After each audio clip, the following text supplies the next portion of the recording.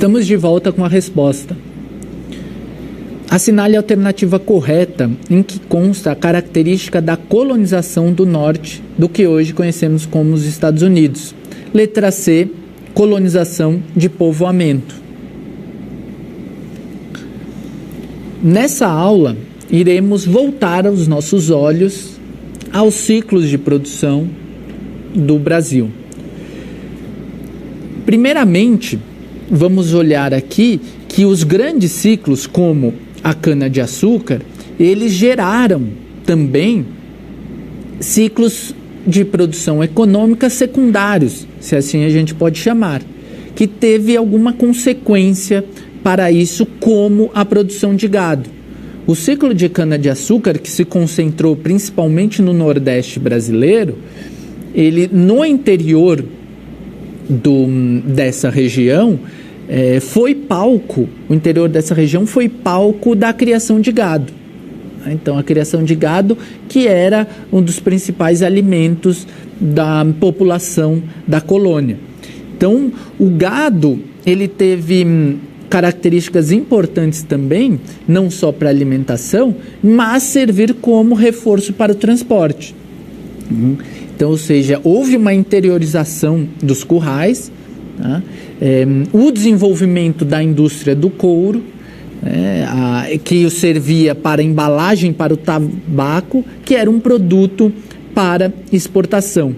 Então, a cana-de-açúcar, como produto central da colonização, ela acaba gerando também outros tipos de produção. Uma delas importante que a gente pode destacar até aqui, nesse primeiro ciclo, foi a criação de gado no interior da região nordeste brasileira. Na aula passada, nós vimos como o processo que a expulsão dos holandeses do território brasileiro, eles colocaram essa produção da cana-de-açúcar em muitos locais nas Antilhas. Esse processo, ele teve impactos no próprio cultivo de cana-de-açúcar no Brasil. E por quê? Porque a produção nas Antilhas, ela fez também com que houvesse uma concorrência muito grande para o produto que era cultivado aqui no Brasil. E vejam vocês, esse cultivo nas Antilhas tinha características mais importantes, inclusive, que o cultivo no Brasil, principalmente por conta da distância para o território europeu. O trajeto de levar o produto, a cana-de-açúcar, e de chegar aos equipamentos era muito menor lá nas Antilhas, né, na altura ali da América Central, do que no Brasil. Nesse processo também, a chegada dos mesmos produtos no mercado fez com que os preços do produto no mercado internacional baixassem. Isso começou a dificultar os rendimentos do cultivo de açúcar no Brasil. Então foi um período que o cultivo de açúcar no Brasil, ele decaiu, diminuiu. Não que ele deixou de ser importante, mas o Brasil, em um momento histórico, ele era monopólio desse produto. Ele tinha esse produto ali, era o principal exportador e trouxe muita riqueza. Obviamente que essa riqueza era concentrada, mas trouxe. E durante esse período ficou ali o Brasil sem um produto de grande magnitude, que ele se colocava como expoente no mercado internacional, até encontrarmos o ouro, que foi o período de ciclo de mineração. E esse ciclo de mineração teve uma atenção muito importante do governo português, em função ali do que eu acabei de falar, do declínio do açúcar. Houve um esforço de localização de minas. Em Araçoiaba, em São Paulo, que já tinha achado minério de ferro. Descobertas em 1660 já em Mantiqueira, Bahia, Pernambuco, em São Paulo, de alguns minérios, mas ainda poucos. E houve um incentivo dos bandeirantes por novas descobertas.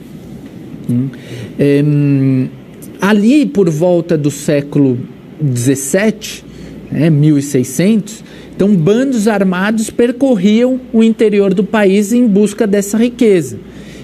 Eles saíam, a origem desses bandeirantes era de São Vicente, de São Paulo, e percorriam o território brasileiro para fazer muitas coisas, dentre elas a busca por ouro. Isso era um desejo do Império Português, uma vez que eles estavam aqui há mais de um século e não haviam encontrado os metais preciosos tão importantes como o Império Espanhol já havia encontrado.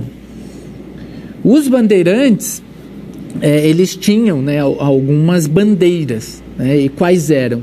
Uma delas eram as expedições exploradoras de territórios, ou seja, de expansão dos territórios. A outra delas, que é uma marca ali de sangue nas mãos dos bandeirantes, que foram as caças aos indígenas, né, principalmente para a utilização de trabalho escravo, e também destruição de quilombos, né? Os quilombos eram locais importantes de resistência dos escravos negros africanos que se organizavam para fugir das explorações e das características degradantes do trabalho escravo. Se organizavam e faziam um tipo de vida ali onde eles poderiam ter uma certa liberdade, né? Cultivar sua cultura, sua religião, suas práticas, e ali eles tinham uma certa respeito. E os bandeirantes tiveram essa função ali, principalmente com os governantes das áreas, de ir em busca e destruir esses quilombos. A outra atividade dos bandeirantes era a busca por metais preciosos, que é uma atividade que eram os olhos, né? Os principais objetivos do Império era essa busca de metais preciosos, que se inicia ali no final do século XVII, né? O encontro do ouro, que tinha, né, se mostra como uma esperança de enriquecimento e estabilidade econômica para os portugueses, e as principais jazidas foram em Minas Gerais, Goiás e Mato Grosso.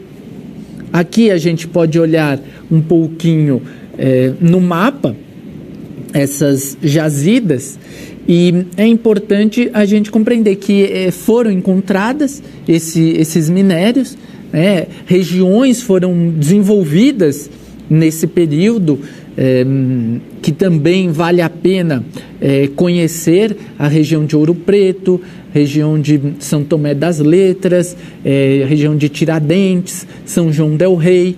Todo esse processo dessas minas, né, foram lugares muito ricos em metais preciosos no ouro. Também vale destacar a cidade de Diamantina, que lá foram encontrados muitos diamantes, que eram produtos também muito demandados pelo Império Português.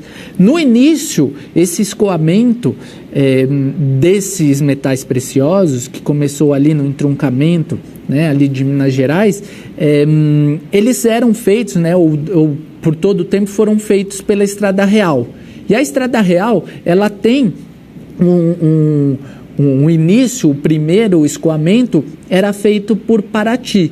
Então também vale também o estudo, né, o conhecimento turístico da região de Paraty, e subir pela Estrada de Cunha até na região ali que a gente passa pela rodovia Dutra, que tem muitas cidades pequenas que eram baseadas nessa economia colonial, comerciais, e tinha o comércio dentro dessa estrada, que demorava muito até chegar em Paraty, o primeiro porto. Depois, essa Estrada Real, ela começa a crescer, se desenvolver, e ela cai ali para o Rio de Janeiro, que é um outro espaço de escoamento da produção.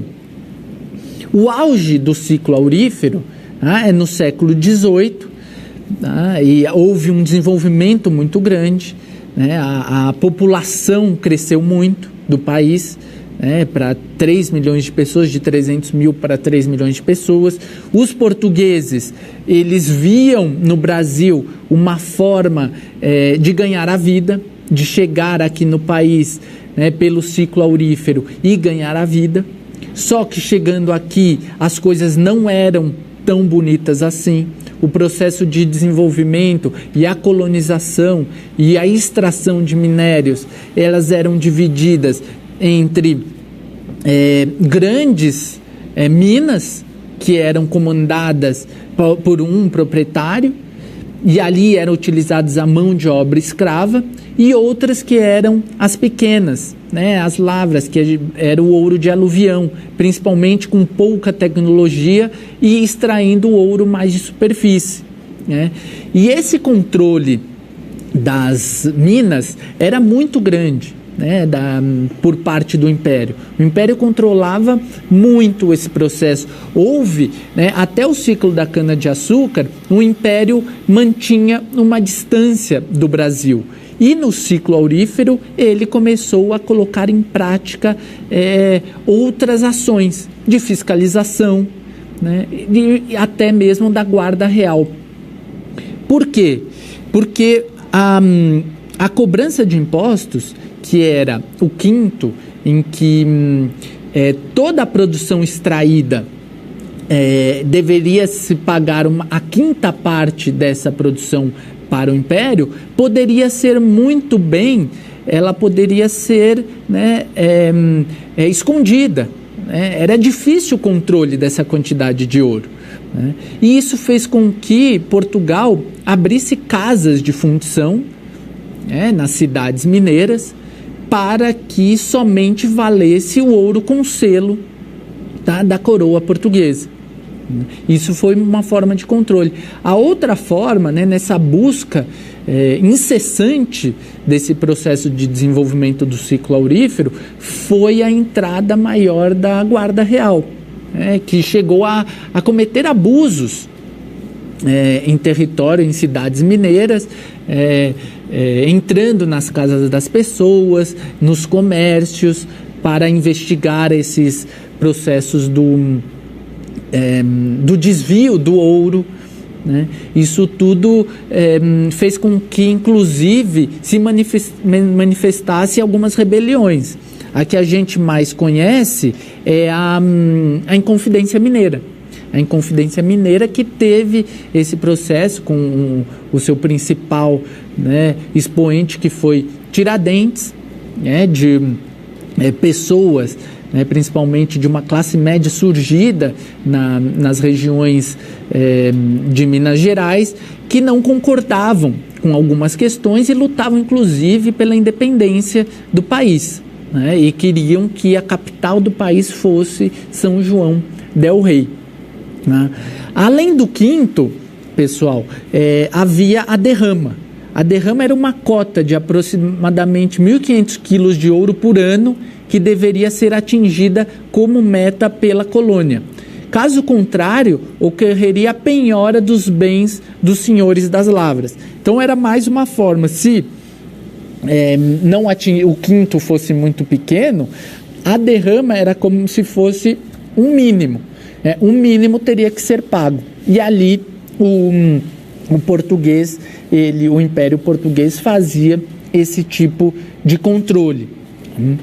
Aqui eu havia comentado sobre a Inconfidência Mineira, que havia também um dos objetivos a busca pela separação brasileira da metrópole e reivindicava um governo republicano. E isso foi muito importante.